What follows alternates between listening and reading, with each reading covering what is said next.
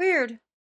So where my microphone is makes my shirt look like it says, instead of petty, it says pay. Hey, pay if you're watching. This shirt's for you. Well, now it just says pet. So this week we are going to be focusing on some frequently asked questions within the soaping world. Questions that I get a lot in both the Discord and in the comments of the YouTube videos, but also people emailing me and asking me questions about things. Sometimes those questions warrant a really good deep dive. Other times they don't, and they can just be responded to with a comment. But other times there's that happy medium where it would actually benefit everybody, including me, to be able to make the explanation a little bit longer. So that's what we are going to be working with today. And I will tell you what specifically we are talking about in, this instance, today's video, in just a minute. But before I do, hello, I am Mrs. Soap and Clay. Let's make stuff.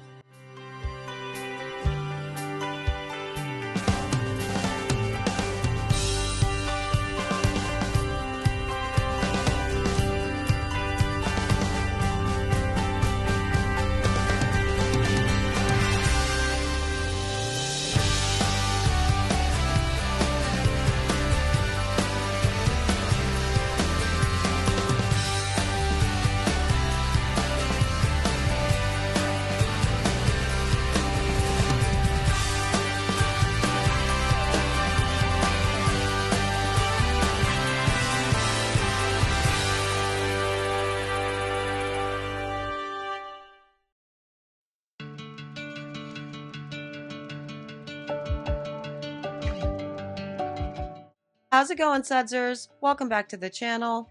You are at Soap and Clay, where we make all the soapy things, and you are here for week 12 of year 3. And as I said, today we are talking about frequently asked questions in the soaping world. Now, I do this reasonably frequently within the years, year 1 and year 2, and usually do like stamping videos, and I think I'll be doing some of that within this week as well. But most of the time I take like a 20-minute video and answer like 3 or 4 questions in one thing, and the questions themselves are sort of disparate, right? They don't really relate to each other. And so if you see a title for something that's like, what is cure? But also I'm talking about something else that you're interested in outside of cure within that video, but I didn't talk about it in the title, you have no real way of knowing if that's the video that you really want to watch to get information on, say, polysorbates, which we will be talking about this week. So I thought it might be beneficial to, instead of doing it in a 20-minute video, to do them in shorter vids, 10-ish minutes for each video, and just focus on one topic. So today's topic is, does soap expire? And the short answer to that is no, not logically and actually, but the longer answer to that is a little bit more complicated and can become, yes, technically it does. So let's go to the video. I think I'm pouring Am I Bright while we talk about it, and you can find out why the answer could be yes and no, there.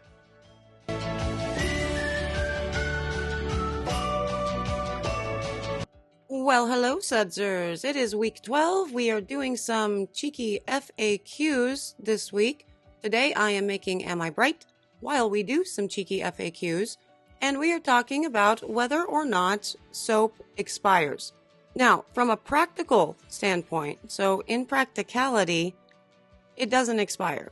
It doesn't logically flow that soap will stop doing its thing of bubbling up, breaking down the membranes of germs and, dirt and oils and grime.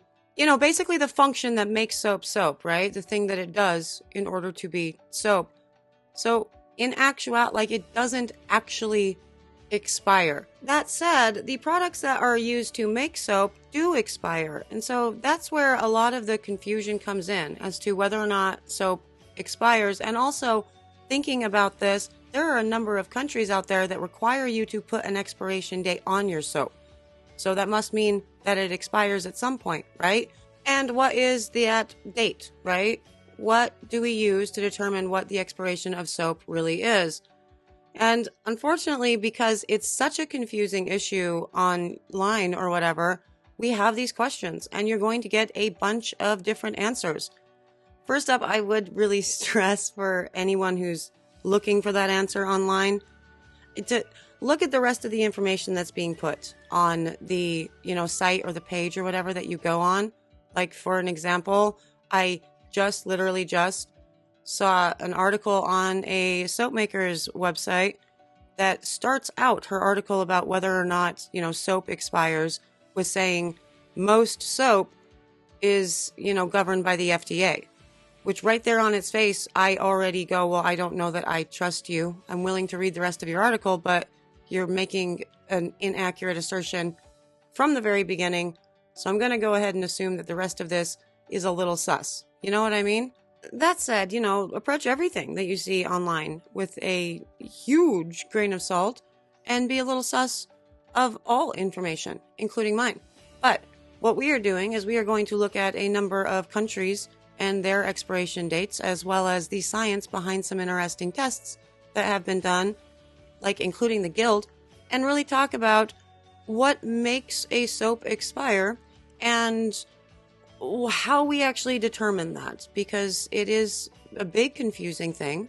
We don't know what the date should be if we have to include the date. Now keep in mind, in the United States of America, we do not have to include such date on soap.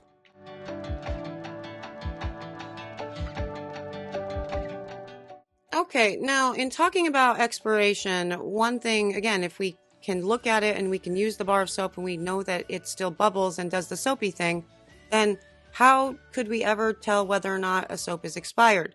Well, one of the ways that you can actually tell whether or not a soap is hitting an expiration date is if you have dreaded orange spots. That's still a cosmetic thing. Again, in practicality, the soap itself still works, but the dreaded orange spots are believed to be at this time, and with no additional tests or information to say otherwise, that they are showing the rancidity of the oils that are within the soap itself. This can happen with a soap that has a very high superfat, for example, or more realistically, a soap with a very high superfat of unsaponifiables. And then so you start to show that the oil itself, because it has not been, converted to soap, it's starting to go rancid, because all oils do have a shelf life. So paying attention to that is probably going to be your best bet when the oil's shelf life actually is. And to the dreaded orange spots, I actually read this article recently about a test that the Guild had done, trying to figure out how orange spots actually occur. And they tried to recreate them on purpose, essentially. And they did a number of things. They did water reductions, they did water additions, they tested the different control environments, like where they got stored and all of that. And realistically, I think it still does. By the end of that study, I still do maintain, because they had no real reason as to why it happened, and they couldn't really reproduce it in, a scientific environment. I still maintain that superfat is going to be the biggest reason why you end up with dreaded orange spots, because again, unsaponified oils. So that's where we go, trying to determine the actual expiration of soap. We want to look at the expiration date of the oils that we used within the batch. So while in practicality, no soap does not expire, technically, and especially if we are required to put an expiration date on our soaps, we go to the oils. But how do we do that?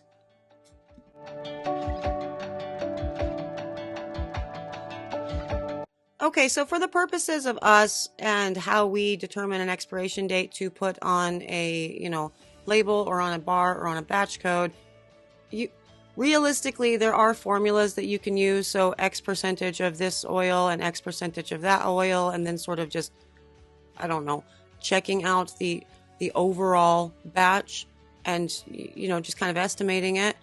Well, not estimating it, it actually becomes a little bit more precise than that. But what I would actually suggest for our purposes is taking the expiration date of your most fragile oil and using that as the expiration date for your soap itself. That becomes complicated. Like in most instances, you have some really sturdy oils, right? Like coconut oil has a shelf life of at least 2 years. Palm oil, it's 1 to 2 years. Most of the oils that we use within our soap making, they have a really long shelf life. But something like hemp seed, for example, once it's opened, 6 months, right? And 6 months stored within the right conditions, i.e. in the fridge, which your soaps are not in.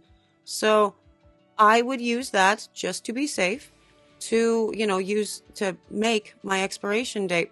Now to that gets really, really problematic, because if you have a hemp seed oil in that and you have soaps that are only therefore going to last and be fresh for 6 months, well, that's terrible. Especially if you're using just a small amount of said hemp seed in the totality of the batch. As I said, there are formulas out there, and if you're interested in them, we can talk about them in the Discord so you really know. But even with that, maybe it's a case to be made for don't put your really fancy oils, because hemp seed is fancy and fragile and expensive, into your soaps, and, stick with the longer lasting oils, rather, that have a good expiration date. So you can put, in good conscience, 1 or 2 years, or, whatever it may be. So with the expiration, again, technically, yes, soaps can expire, but all of the stuff that we have seen within, the COVID thing or whatever, a lot of articles were written about that from governmental and medical sites, and they are all saying, in practicality, as long as it still bubbles, it's still soap. It doesn't expire. So there's that. And there it is, an answer to a very frequently asked question. Does soap expire? Again, logically and in practice, it doesn't expire. Even if it was to develop dreaded orange spots and, the oils themselves are turning rancid, it is still by default soap. It's still going to do the soapy things, i.e. a bubble that breaks down, the molecules around germs and whatnot and rinses them away. So that's good to know. But on the other hand, because of the rancidity of oils, and because different countries require different things for different soapers, you do have to be able to figure out an expiration date for your product. Now, this is, of course, for soap specifically. What you're realistically going to do is look at the expiration date of your most fragile oil. So, if you were doing a recipe with, say, a hemp oil, that's probably going to be your most fragile oil, especially if it's combined with like olive and coconut and palm and the more sturdy oils. And so you would take that date as your expiration date. So if the shelf life on your hemp oil is 12 months, that's how long your soap has, technically. And honestly, I really do feel quite bad for soap makers that live in countries that require these expiration dates, because it is majorly scary to, have this 1-year shelf life thing that you have to put on all of your products, even though you know that a year-old soap performs beautifully. So that totally sucks. But I hope that you guys learned some stuff today. I hope you had a good time. I hope I was able to answer that question in a way that made sense. Thank you so much for joining me. An obvious big extra special thank you to the Sudsers. You guys are amazing. We've had some new ones that have joined the Discord this week, so make sure to pop in and say hi to the membered Sudsers. And speaking of membered Sudsers, I am going to put out the other video, if I haven't already, for the next Project Soapway. Because as I said, I forgot to actually hit live on that thing. So it should be out already, or it will be out following this, something. Get cracking with all of that. But also, I'm thinking about doing a live for the members only this Sunday to talk about some inventory management and, all of those awesome soapy things. So let me know if you're into that. And if so, what time would work for you. Absolutely. For the rest of you, that are here and exist or whatever, hi, welcome. Thank you for being here. Feel free to click the subscribe button and do the things. If you're interested in purchasing the Am I Bright, which is a delightful bar of soap and one of my most popular sellers for the last 9 years at this point, they're over at soapandclay.com. So there's that. Thank you again, all of you, for joining me. I am out of here for today, but I will see all of you again tomorrow for another round of FAQ Soapy Fun. Bye.